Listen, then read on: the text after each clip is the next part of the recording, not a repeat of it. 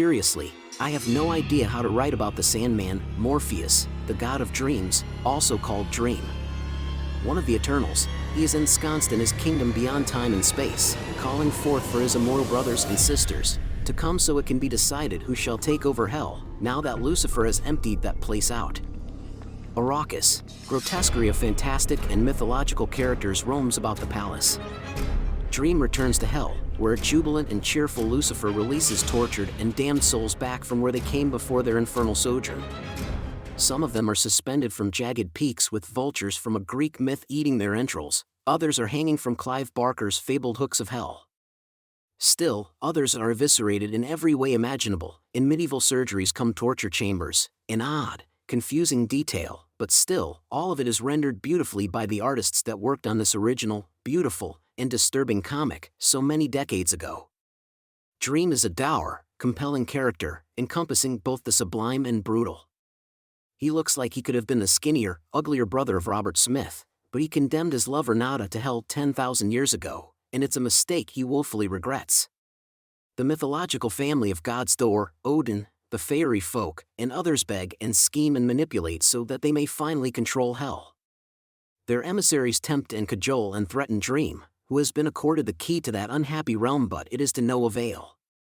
He, God, has granted his unmerry angels a charge over hell, and they quickly, though having the best of intentions, begin to imprison souls yet again for vile tortures.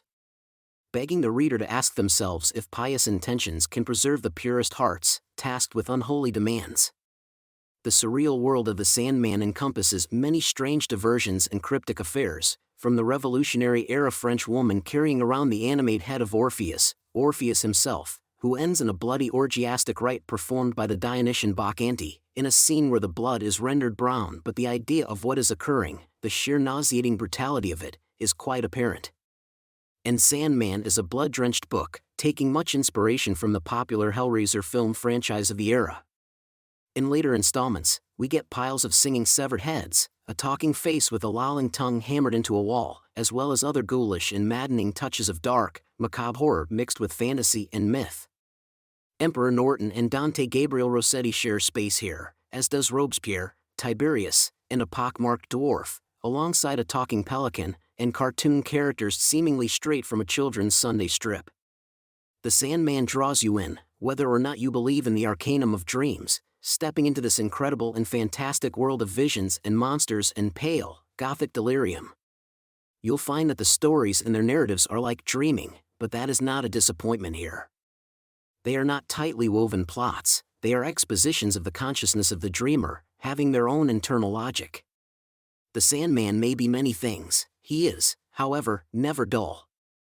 I was so taken with this book, I went and bought the additional 3 volumes, each a mammoth collection of the original comics, so I could slip into this world of dream and go, again and again, to the same troubling, labyrinthine nightmare. It doesn't sound pleasant, but then, what in this life can offer you a kingdom of dreams, as terrible, inscrutable, and strange as many of those dreams might be?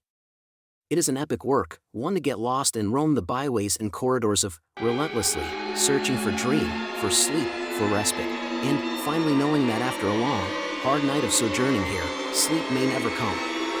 But dream will, always.